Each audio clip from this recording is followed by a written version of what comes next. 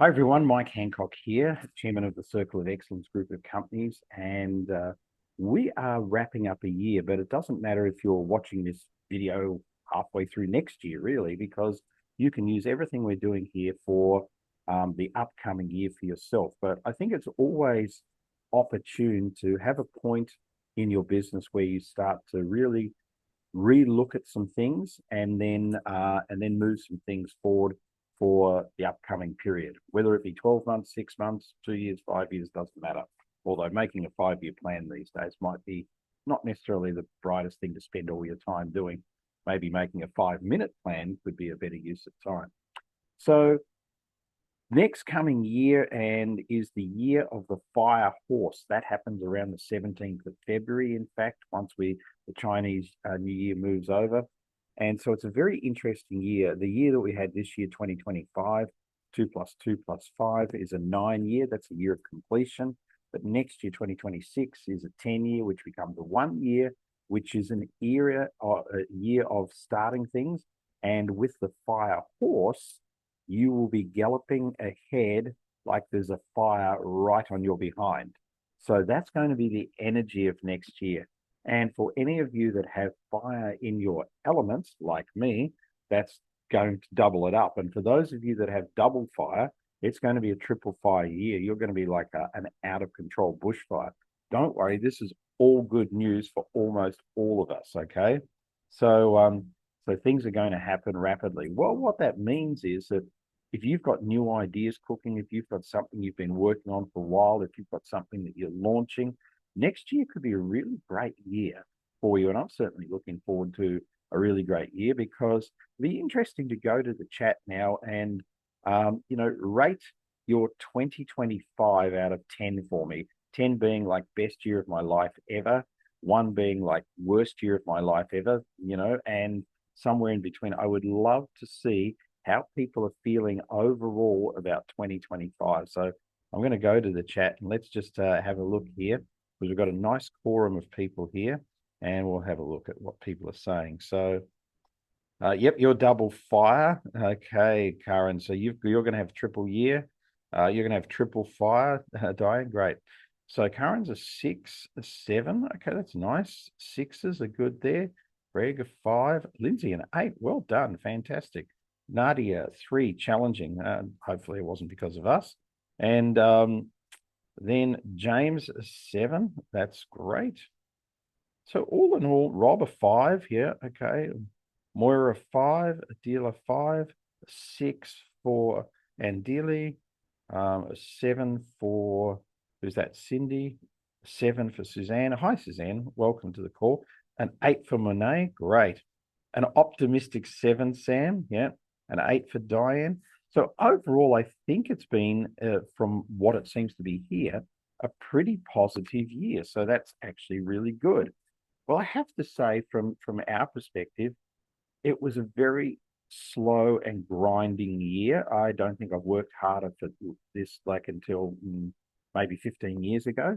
But the last 2 to 3 months has just been really phenomenal, and it really sped up and really came to an incredible crescendo. So, I think that just reminds me, and Dennis Giannoutzos, who's one of our wonderful Circle of Excellence family, put on Facebook about 2 weeks ago, we're into the last month. Don't take your foot off the accelerator.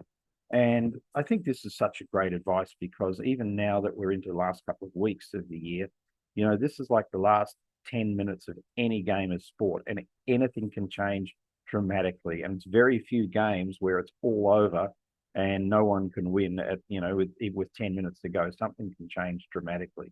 So I would suggest to each and every one of you that you finish very, very strongly this year, whatever time or date that you're finishing, and take a good break because next year, the Fire Horse year, is going to be a very, very busy and electric year. So Moira says also 2026 will be the closing of the circle on all animal totems for those who turn 60. Absolutely.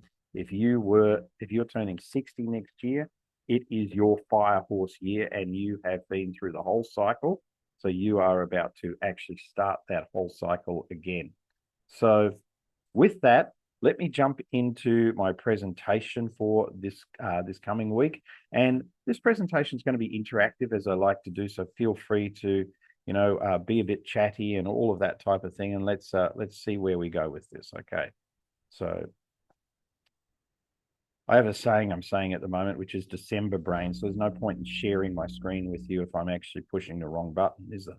So let's jump in. And I call in 2026, it's a year of your choice, meaning that whatever you decide it's going to be, it's probably going to be, but it's probably going to be that way very, very fast. So we've talked about how the year is going to be set up from an astrological point of view. Whether you believe that or not is not important, but there's something changing. We're 3 years into AI. It was 3 years ago, just in 2022, that ChatGPT launched and basically changed most of our lives. Although most people are still using AI as an extended Google search operation, but for many of us, we're now starting to use it very, very differently. So something that I learned just yesterday, which I thought was a fantastic piece of advice, saying what is the most advanced AI at the moment? So who would like to have a guess? Maybe go to the chat for me and tell me what is the most advanced AI at the moment? What do you think? Which type? Is it ChatGPT? Is it one of the others? Or do you just not know? I'm looking at the chat and I'm not seeing too many people even prepared to take a guess at the moment. Yep, great. ChatGPT 5, ChatGPT 5, ChatGPT, Grok. Okay, thank you, Moira. ChatGPT, Grok. Perfect. Okay, good. Actually, no, as much as I like Grok myself personally, it's actually Gemini. And so Gemini is the most advanced AI. Why? Because it's owned by Google, and Google are reporting that there are 16 million new things searched for every day that have never been searched for before. And all of that information is going into their GPT, the Gemini GPT that they are building. And there are over 400 million new pieces of information going into Gemini every day. It's like crazy stuff. As I said, I just learned that yesterday. So I just think that it's phenomenal. The rate of change of where we are now is probably going to double by this time next year. So it's going to be a very interesting year. Anything that you can probably imagine for your business could possibly happen. So with that, this is my first question. What would you need to do to actually 10x your business? So in other words, whatever you did this year, if it was $1 million, what would need to happen to set this business up next year for 10 times that amount? And here's the answer. Embrace AI. And more than just embracing it, find a way to utilize AI to skyrocket your business. I'm not sure if you've heard of Alex Hormozi's book that came out this year. It was the fastest selling book in history. He sold, I think, 120 million books this year. So from a book launch this year. So it is by far the most successful book in history.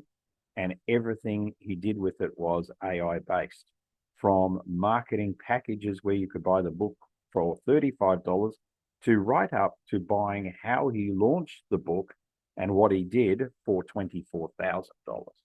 And so, if you can start a business that can literally go from zero, an idea, to $100 million in 12 months, then the world is truly our oyster, and it's truly very different. But if we break it down, what are some of the fundamentals that you could definitely do that could actually 10x your business in the next 12 months? Would anybody like to share something that they feel is something that they think that can actually do that in the next 12 months? Let's see if I've got any hands up. Oh, I saw a hand there. Yes, Ian, hi, welcome. Lovely to see you.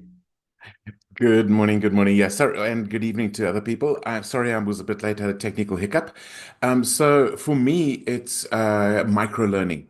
I'm finding my clients are absolutely loving micro learning, and it's automated. It doesn't take, I can scale without it needing my intervention all the time. And so that's what I'm looking at for next year. Right, fantastic. Micro learning, and just explain to people what micro learning is from your perspective. So I'll give you a very specific example on my egg leadership assessment and my egg-based leadership book, which, by the way, if I don't mind bragging, the new egg-based leadership book is out.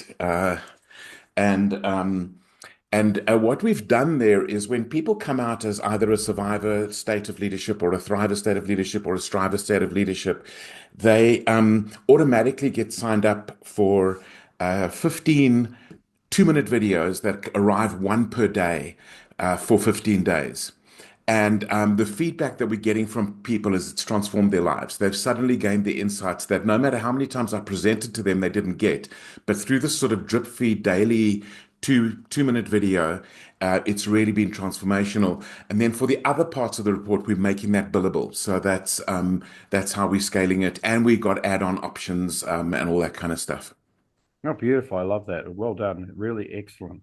I actually love, Karen loves your dragon, but I actually love what Moira has said here, which is talk with clarity and brevity.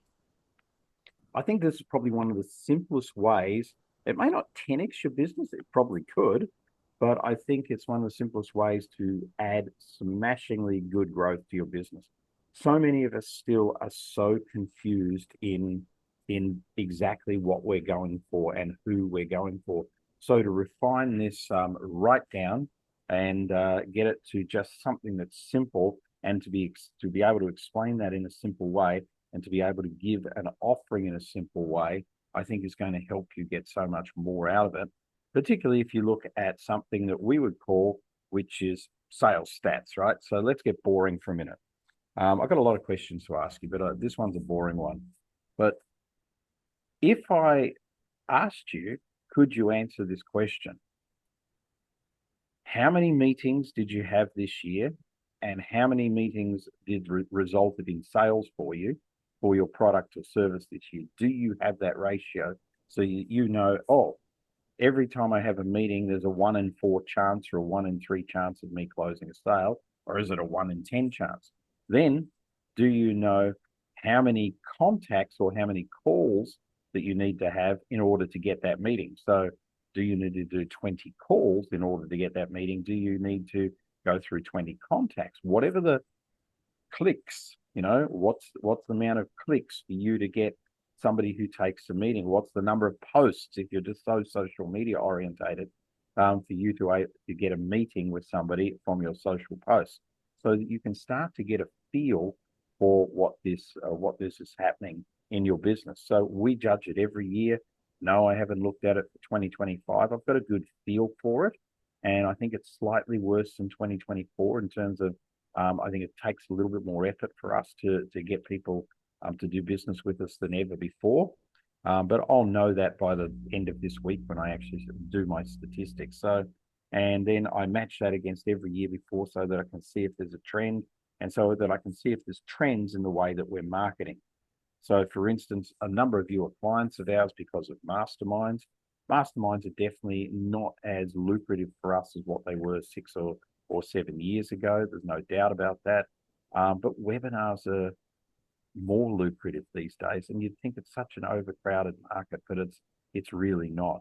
So, having some simple techniques and knowing and understanding your numbers is definitely something that I think that every single person should study.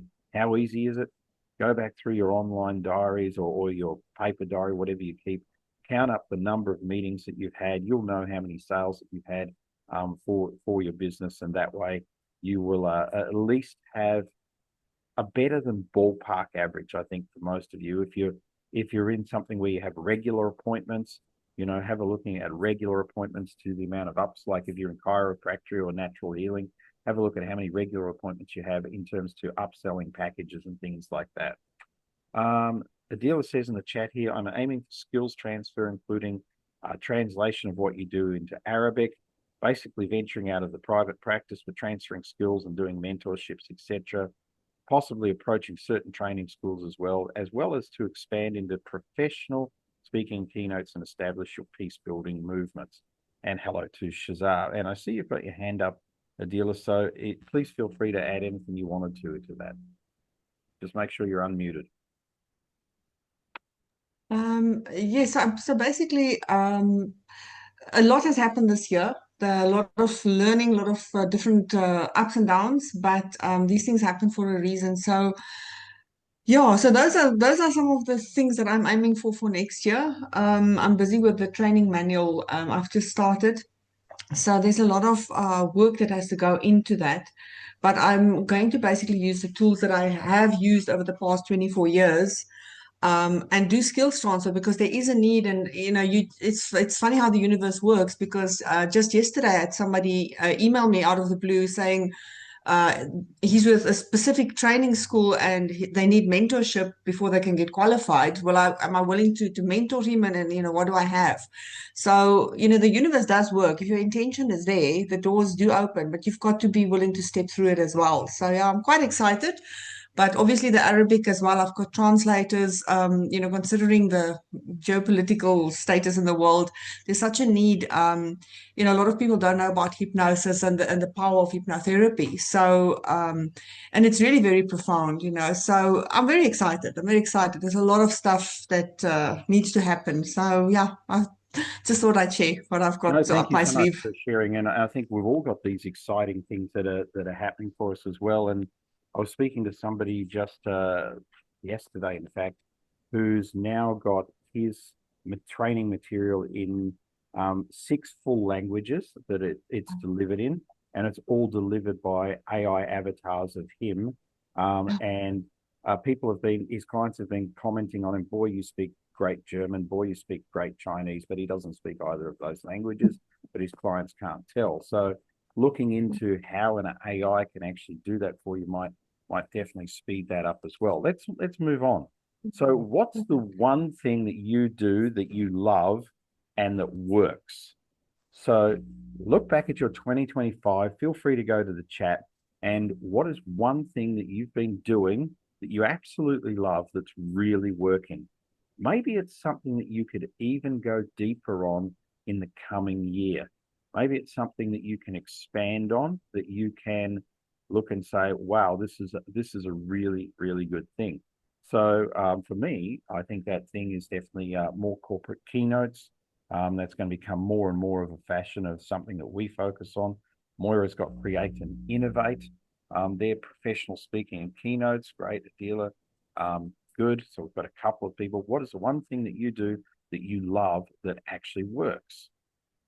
So if you love writing, but you've only sold 2 books, then that's probably not working. So you can still do it. Executive coaching 1-to-1. Wow, it's really good, Julie. I mean, a lot of people are not enjoying that these days. So I think that market's opening up more and more. So Ian says more professional speaking globally. I like that with the exclamation mark. Speaking of various platforms, profiling tools for consultants, Lindsay.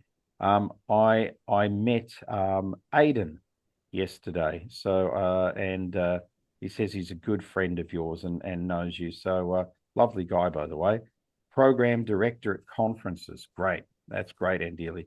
And group coaching. So we've got a few things there. So really fantastic stuff. So if you haven't answered that question because you don't have an answer, this is a question, and feel free to take screenshots of things that you need to focus on as you're really looking to plan what's happening in the coming 12 months. This is a question I love to ask people, and most people don't have an answer. Who are the top 3 people you want to meet next year and why?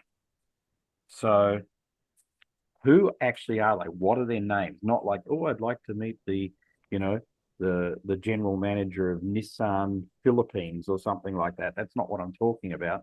I'm talking about, who would you like to meet? So it's fascinating. This year I got to meet one of the people that I nominated. That was really great.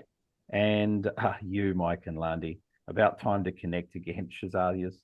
You're so nice, and we will be seeing you in March. There's no doubt about that. So I'll let you know the dates when we're in your area. So if you don't intentionalize this, you will quite possibly be disappointed. But if you start to intentionalize this, then you'll start to look for ways to do it. Karen says here, I love writing. My first book's in editing, pre-sold 1,000 copies. Yesterday, I was asked to write a book about my experience as the mother of a whistleblower. That's a natural follow-up, by the way, to the first book. So I wouldn't start writing it yet, but I would think that that's actually a great follow-up. VIPs at UN level for policy inclusions. We need names, Adila. So it doesn't, the VIPs, it's hard to intentionalize that. The universe doesn't know how to deliver it. And these days with AI, it's becoming even more and more easy. And some of you know this story with one of the people that I met this year. I simply went and found their personal email address through an AI program that we'd been working with quite substantially, and some of you know about it. And I literally wrote to him and got on the plane and went to our Bali business school. When I got to Bali, I said to Lani, oh my God, he's replied and he wants to have dinner with us. And, we went and actually had not only dinner, but we spent most of the day. In fact, he was struggling to let us go, and we quite a drive and said it was 10 o'clock at night and we had to go. So it was lovely. So again, James, you need to find out who is the CEO of BMW South Africa. Where does he or she hang out? What do they do? Who do you know who already knows them? How can you access them? Can you use AI to get their personal email address or something that's not like brian.smith@bmw.coza? It's because that's probably filtered or gate kept or something like that. But if you can get brian.smith bmw@gmail, you might have something there where you can get to him or her direct. Okay, so anybody got a specific person that they would love to meet in 2026? Any specific people? Shazar has, so she's led the way on this, there's no doubt. Okay, we've got something in the chat here. Let me come back to the chat. Steve Bartlett, I read Diary of a CEO twice this year. Okay, very, very interesting. That's very good. Well, here's your methodology. His number one guest of the last 2 years is Daniel Priestley. I know Daniel really, really well, but he won't do this for me. I can promise you that. But if you contact Rainier's been building a relationship with Daniel, so that can get you to Stephen Bartlett, right? Caitlin Trainer, Mike and Landy, Gene Houston, Joe Hudson. Okay, so there's a few of these people I don't know. I do know Mike and Landy, right? Moira, but does anybody know any of those people? And can anybody offer any advice to Moira on how to get more in touch with those people? And, some of them will be known. Maybe Rob knows somebody there, but if you do, this is something that you can pick up here and actually start to help people to do this. So again, Moira, what I would be doing, I would be looking at where are these people hanging out? Who are they hanging out with? Bruce Lipton. Okay. So I used to know Bruce Lipton. I haven't seen him in many, many years. I spoke on stage with him a couple of times. He's a lovely guy. And I would suggest the number one place to get to Bruce Lipton is through whoever the board is of the New Zealand Chiropractic Society, because he had a very, very strong relationship with NZ chiropractors, and he's done a few pieces of work for them over the years. So if they've got a CEO or an executive officer there, they probably know exactly how to get to Bruce Lipton.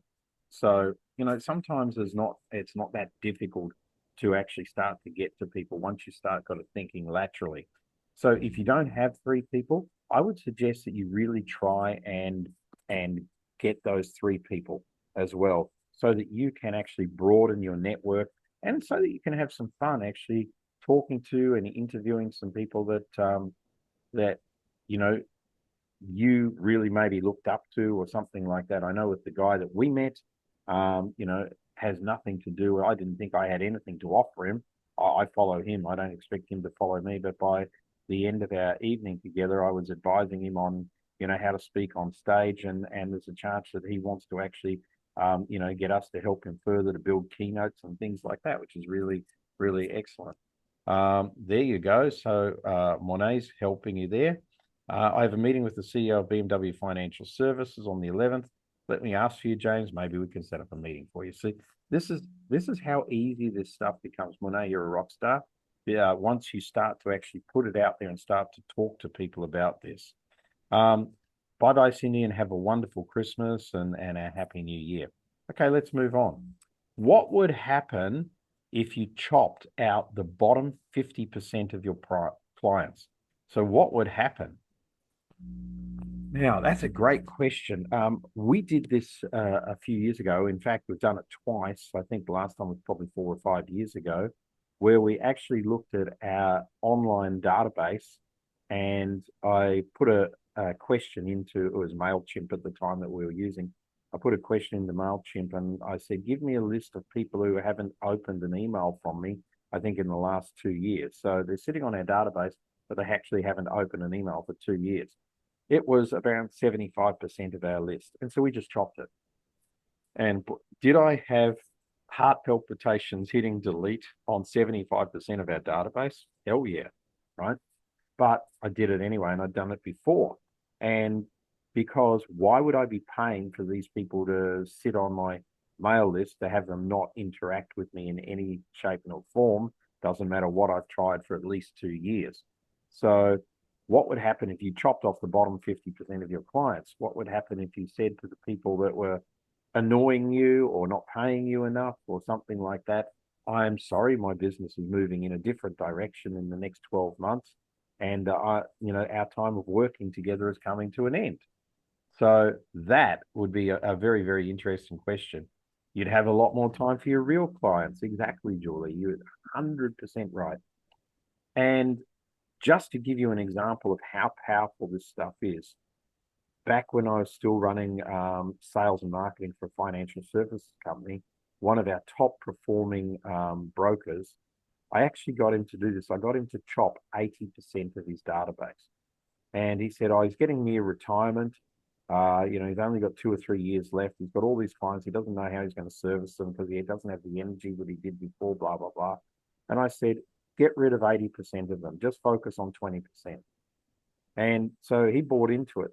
His next 12 months, he doubled his business because he had a much more targeted pool of people that were actually interested in what he did. He could get to them more. He enjoyed them. And because of that, the energy lifted. And because of that, he doubled his business. So some of us are so scared to let go stuff, but maybe this is the year where we can actually let go and where we can say no more often. And we're not defined by who we say yes to. We're defined by who we say no to. So where are you losing a lot of your time? So large chunks of time, where are you losing that? Did anybody like to tell me where they're losing that? And let's have a look if we can get any of your time back.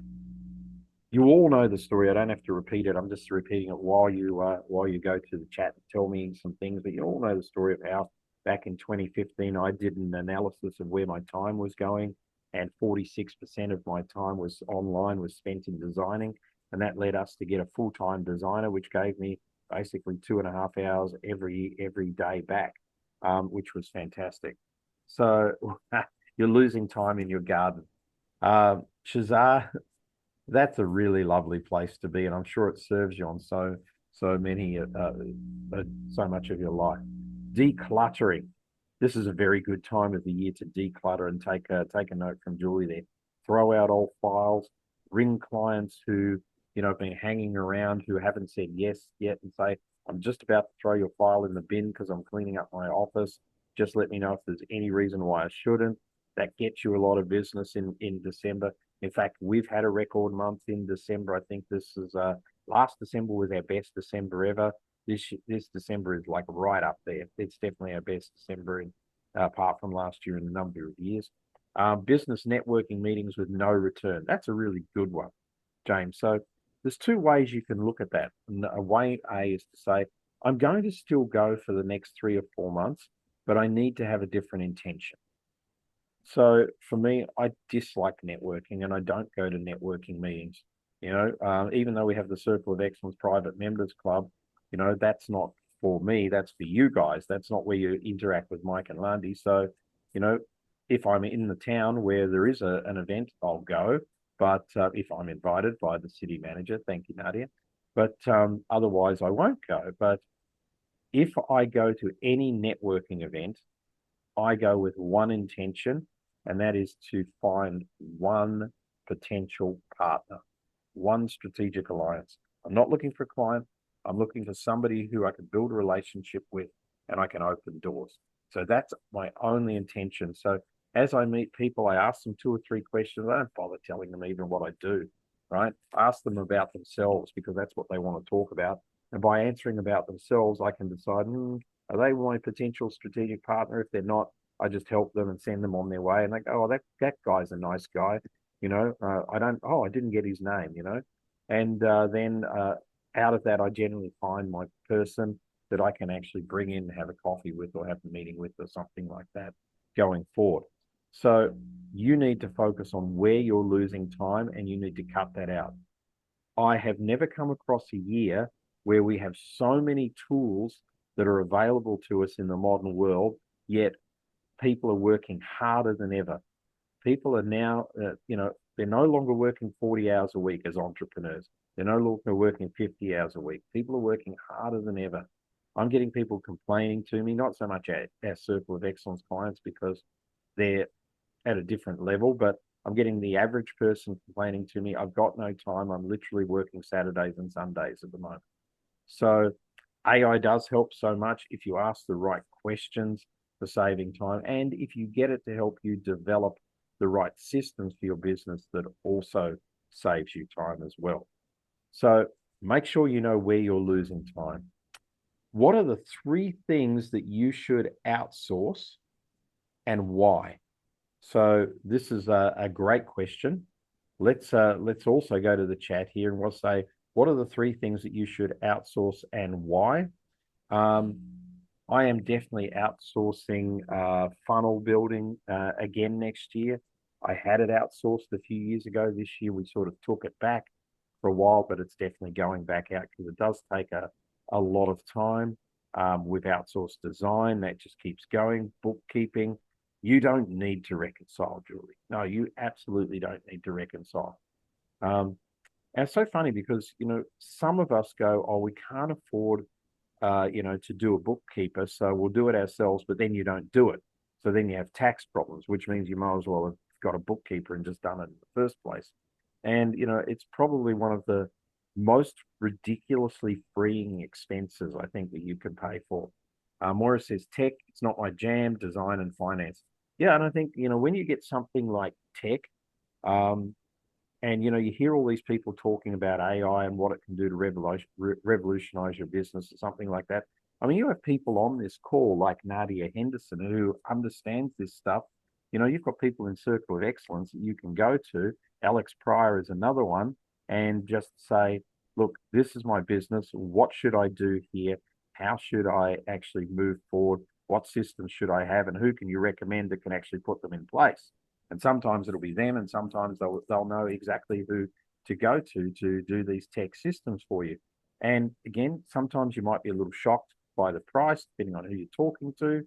But a lot of this stuff you can get done a lot cheaper than what you actually think that it's going to cost.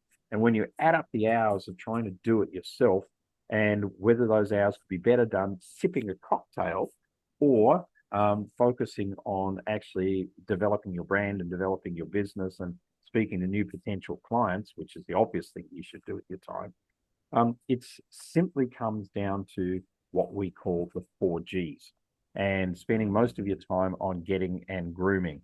And it was only a couple of weeks ago, I think the last time I was with you guys, where I showed you literally my diary for that week. I think it was 22 new meetings. Well, I can tell you that from those 22 new meetings, that's one of the reasons, we've had one of our best Decembers ever, because I was just getting and grooming.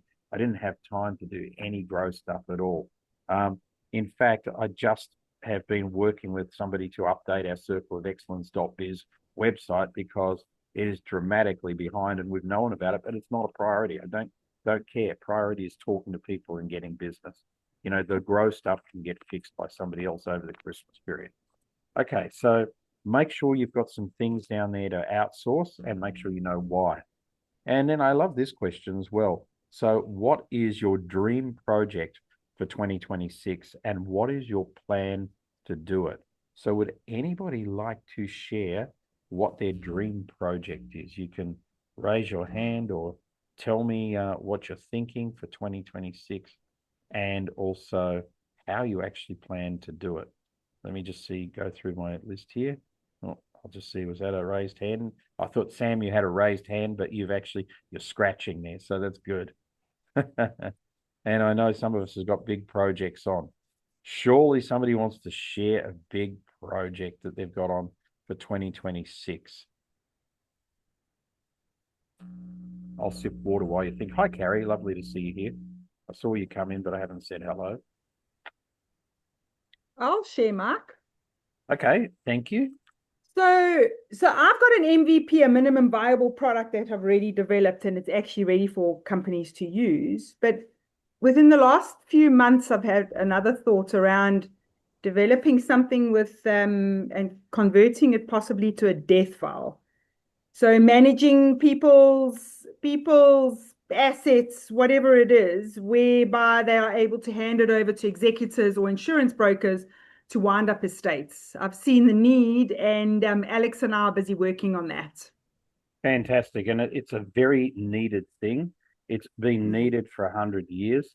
I actually used to have, when I was financial planning back in the 90s, I used to actually have that in a hard copy version, which I would give to clients. So I think you've got a great idea there.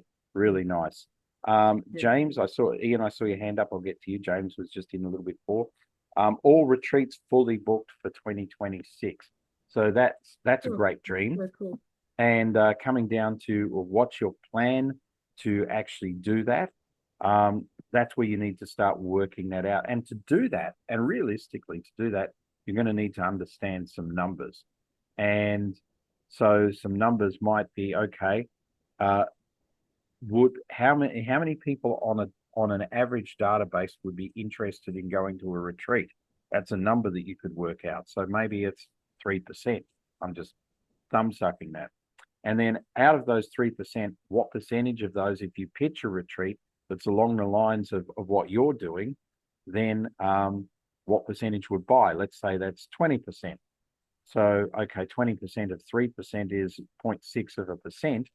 So therefore, if you wanted, I don't know, 10 people, you can do the math at each retreat of how many people you actually have to market that to in order to get that over the line. And of course, then the tighter your marketing can be, the more they know about you, the more they're interested in the topic, et cetera, comes. So that's a plan for doing. That's a basic plan for doing it. Ian, go for it, and then I will come to some of the people in the chat. Thanks, Mike. So about a year ago, I said, ultimately in my business, I want to be doing three things. I want to speak, and that includes connecting with people and that kind of thing, and of course, the big stages. The second thing I want to do is create new products, books, that kind of thing. But the third one is the most neglected. And the third one is I want to build a broader team that can deliver things. I've been given feedback previously that one of the things I do best is train the trainer. And so we've now put in place a program which we're calling the Ambassadors. It is an affiliate program, and we're busy recruiting executive coaches who can take the egg assessment and then coach people on the egg assessment and its results. And so I'm planning a monthly session next year in upskilling those people or giving them, all sorts of information so that they can, we can leverage them to get the egg out into the corporate world. Wonderful. Thank you so much for that feedback. That's really good that you're doing that. Really, really good. And I like the idea that you're keeping it simple and basically just, not trying to get them to do 1,000 things, but just get them to focus on one thing. That's Oh, yeah. And by the way, most of my appointments that I've got at the moment are with such people. They're just coming to me at the moment now that I've put it out there. We're just getting person after person saying, "Can I be one of them? What is it all about? How do I participate?" So it's a lot of fun. I'm really enjoying it already. Yeah, good, very good. Shazar says getting her book published and out there. This is a book that I've been waiting on for more than 10 years, so I'm looking forward to that. Carrie says mine too. So that's great. And you should talk as well. Traveling and booking some flights. Yeah, everybody loves that, and some good cheers for that. Then we've got book launch, a book written, launched, and marketing, and Kirian photography. So great. Okay, so we've got some things, and if you don't have something that's really a big dream for you for 2026, then you definitely should, look to have something for 2026. All the best, Susan, and thank you for being here. Skills transfer and translations, retreats, also international, and a peace building project. And, I have to say, Dealer, you've been doing some great things recently. You just need to keep the momentum up for that. And, you really are starting to move and shake with some good people as well. And for those of you that haven't followed Adela's story, just go to the private members club and have a look at some of her posts there and what she's been up to. The other thing that leads me to mention to you that we also in the emails that we send out is we have our Circle of Excellence Awards. This is the first year that we're being launching the Circle of Excellence Awards. It's going to be 2, and Entrepreneur of the Year and Conscious Leader of the Year. You can self-nominate or you can nominate somebody else. It's a simple questionnaire to fill out. The links are in emails. The links are actually on the private members club. So if you want to nominate somebody who's a Circle of Excellence member, you can do that. If you want to self-nominate, you can do that as well. So the next question is, what positioning do you need to focus on to become an influencer in your industry?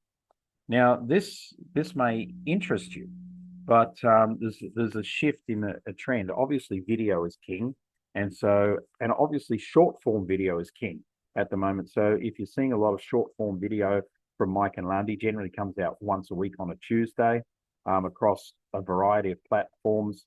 Sometimes we're going to go, oh, there's a video of me, but it's weird, right? So, but it's been buffered up for months and months and months. So short form videos is one way to do this, but the other shift that we're seeing algorithmically at the moment, and I think will at least stay that way for the first few months of 2026, is long form pieces of content where quality is much more the focus than quantity. So that'll make all of us super happy, right? Because that means we don't have to post every day or anything like that anymore. They're not looking at that. They're looking at, you having something that's high quality, a little bit longer, and then they're looking at the engagement on that. But here's an interesting bit of data for you that some of you are falling into the trap with. And I know one particular client, the next time I speak with him, I must mention this to him because LinkedIn has changed. So what he does is, and some of you may know who this is because you may have got the email like I did. What he does is he posts a piece of content and then writes out to all of us and says, please go and comment on my piece of content. So what's going to happen is that LinkedIn in particular is going, and others are following, is going to go, right, so because now we are going and commenting on this, then we are the only people interested in him. But actually, we're all his friends. We're probably not going to buy anything off him. So now, every time he goes there, he's going to see that we're all commenting. And when we go there, we're going to see his stuff in our feed. So we're going to like it, maybe comment on something like this, but it's not going to get out to the broader general public. So the only people who are going to see his stuff are people who are actually not going to buy from him. So really one of the trends and one of the things that you can do from a social point of view is start to post in groups and places like that where, you're not so known, and maybe get other people to post a couple of things for you so that their audiences can pick up on this if they've got the right audience for you. That's much better than me asking all of you, hey, can you please comment on my stuff? Because I'm not trying to sell you anything, right? Because you're already clients of ours. Rather than me going to a group of entrepreneurs who I don't know and them going, who's this Mike Handcock guy? And let's check him out. That's what we want. So the algorithms are now bent with if your people are constantly doing this, for a start, you're going to see more of their stuff, but they're going to see more of your stuff. So it's just going to be a weird circle that's happening there. So fortune favors the brave that is going to go out and break new territory, posting in groups, asking people to post on your stuff on their behalf, or looking at different ways that you can, through ads or something like that, that you can actually build this out a little bit more. I spoke to a guy in the UK recently who's spending quite a lot of money on LinkedIn ads, just pushing traffic to high quality posts that he's doing. And he's telling me that, he's running a consulting business. He's telling me that he's getting, 2 or 3 new clients a month from just doing that. So that's pretty interesting. Okay, let's move on. What skill do you need to learn to make 2026 brilliant? So I'm going to give you the answer to this question. If you don't have it, you can certainly write down the answer yourself. But my answer for you is you need to learn how to write an AI prompt. And it's not as simple as going to AI and saying, what's the best restaurant in Philadelphia? Okay. That you can do on Google. Okay. And we've all learned to do that. This is about writing an AI prompt that every time you ask a question, it takes this into consideration. Belandi spent 3 weeks building the AI prompt for her. And I looked at it and thought, I can't beat that. So I changed a few details and that became my AI prompt. So I did it simply. But what does it look like for those of you that want to know? It goes into this is who we are. This is where you can find our information. This is our websites. This is how many clients we've got. This is where they're located around the world. This is basically the type of business that we do. These are our top products. This is how much we charge for our top products. This is our value systems. This is our mission, vision, and values, et cetera, et cetera. So you're starting to get the picture. This is our brand. This is our brand colors. All of those sort of things went in our AI prompt. It's at least a full page and a half of A4 about our business. And so whenever we ask a question, we just, there's a certain way you do it, which I can't remember now because I just copy and paste it. But you can ask AI to tell you how to do this, right? How do I use my AI prompt to get the best value out of you to answer any question I've got? And it will tell you. And there's a certain way you do it. But essentially, it says, taking into account everything that you know about me through my AI prompt, which you keep seeing all the time. Here it is again. What's the best restaurant in Philadelphia? So, then it's going to use that and bring it back to you. And the answers are going to be so much better. So, AI is about the quality of questions. And I'm so glad that I've been saying for years, the quality of your life comes down to the quality of your questions. And AI is now backing me up. So what do you need? What do you need to let go of in order to break free? I love this question. So what do you need to let go of in order to break free? So if anybody has any sort of idea for that, let's see. An old identity. So lovely, Moira. That's fantastic. Really, really good. And I think this is a good answer for many of us. We need to let go of who we thought we were in the past being maybe even the last couple of years. Maybe something in you shifted. We're going into the fire horse here. Things are going to go faster. Maybe you need a makeover. Maybe you need a new style. Maybe you need to shake things up. Perfectionism. That's a great one, Shazar. Letting go of perfectionism. Luckily, I don't suffer from that. I'm sort of one of these people go, that's 85% right. So I'm sure somebody else will tell me where I got it wrong. Fear. Really good, Julie. So these are lovely comments, and I think they're very relevant. The other one people say is imposter syndrome, to which whenever anybody says that to Landy or Mike, we say, okay, just I will give you our bank account details. Just send us all your money, and then because you're an imposter, you don't deserve it, right? They seem to not want to do that. I don't know why that is. So perfectionism, fear, procrastination is another one, Carrie. That's very good. And so you need to identify that. This is where your AI prompt could come in, going to AI and say, using my AI prompt and everything you know about me, how can I get rid of procrastination in my life? Let go of identity, residence, location, a lot. For some of you, that's actually a really good idea. And no tangents. Okay, I like that one as well, because some of us go out on tangents. you know, it's fascinating when you Lundy put into AI, knowing everything that you know about me, what are my blind spots? She said the answers were phenomenal, and really helped her to identify what her blind spots were, because she basically put into another AI prompt with a whole life story, you know, what happened when she was 15, and how many relationships she'd had, what she did for a job, etc., where she was born, all of that, and said, you know, given what you know about me, what are my blind spots? Being a pleaser. Thanks, Ian. I think you're definitely changing that. That's definitely changed for sure. I think it's really good. Lundy has blind spots. It can't be possible. No, that's what she thinks. I agree with you more if she doesn't. Okay. So then what limiting beliefs do you have that no longer serve you? Now, some of you've put in your blind spots some great limiting beliefs as well. So, maybe a limiting belief is that you procrastinate. Maybe it's actually not procrastination, Carrie. Maybe it's something else. Mike, can you share what is your favorite AI? I'm still a big fan of Grok. You know, I just like Grok. It works for me. It's just simple. I'm also using a few video AIs at the moment, so that's good. But I actually do really like and enjoy the AI in our private members club as well. I think that's one of the best I've seen, to be honest with you. So yeah, hopefully that helps. So what limiting beliefs are not serving you? And then, some of you know about our calendar lifestyle. What does it look like?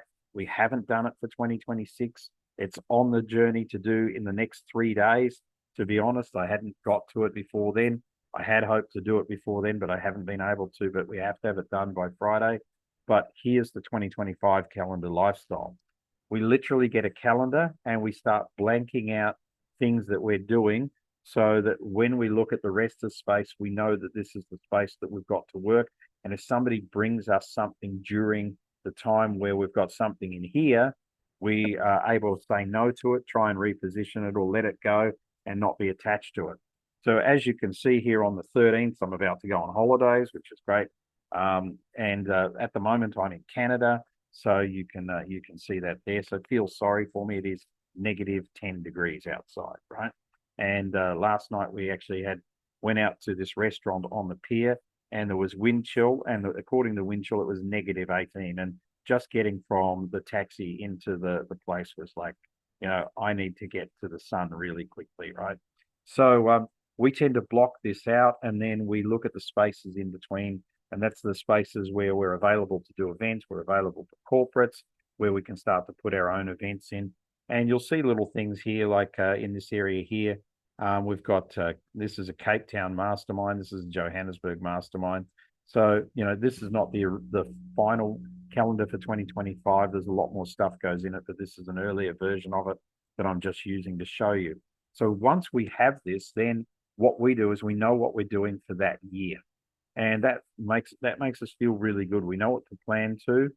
We know when we're going to have large chunks of time at home. There hasn't been a lot of that this year, to be quite honest with you. But but basically March, from mid-February up until sort of Easter, these 2 months here, we were basically at home.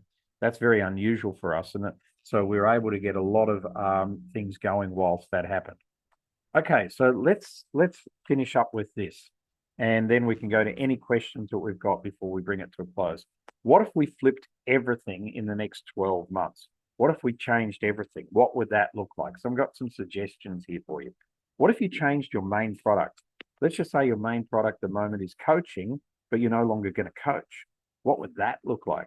What if your main product became, selling AI icons of you that coach, right?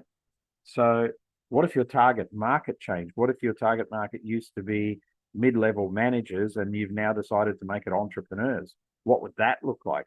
What if your whole pricing structure changed? What would that be a good idea?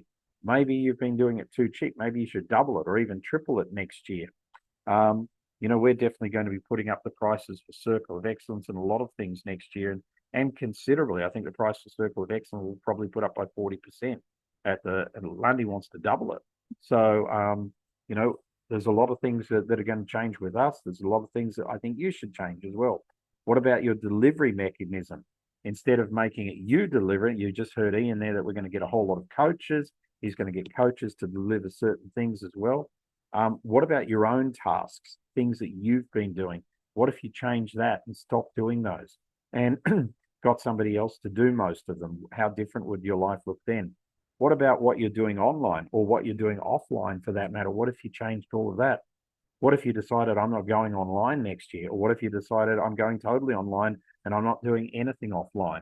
And then what about your expenses? What if you decided I'm no longer spending money on this thing? So, you know, I was talking to somebody from England yesterday about the amount of money you spend on software. And I was telling him that when COVID came, we basically chopped most of our software that we're spending, and that gave us enough money to buy a car because we don't generally own a car. We don't own a car at the moment because we're never at home to drive it. But because we were stuck with COVID, we needed a car. So we chopped our software and that gave us enough money to buy a car. Simple things, right? And what if you changed all your internal systems? What if you got some internal systems? How different would your business be? And what if you changed your team? What if you went in a totally different direction with team than you've ever done before? Maybe team are not only external, but maybe team are other people on this call. And maybe you can do some barters with them on what they do well compared to what you do well. So these are some of the questions. Feel free to take a screenshot of things that you can do in 2026. So that essentially brings the formal part of my presentation to a close. We've got like 1 or 2 minutes left.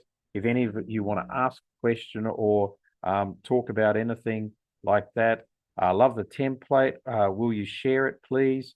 Yeah, I can share it quickly in the chat.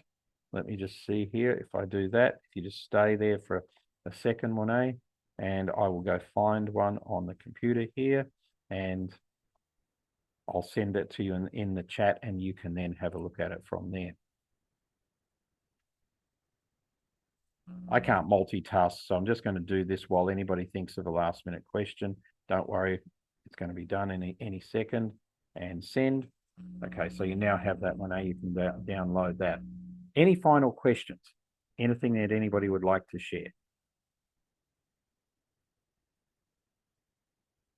I'll take that as a no. So I want to finish up by saying thank you so much to everybody. Firstly, for being here today in December. I know you've got many other things that you should be doing as well. So I really appreciate your time and having a great group of people. We're changing the format for some of these calls next year. So we're going to mix it up a little bit. So what are we changing next year? We're changing a lot of things. Won't all happen at once, but we are changing a lot of things.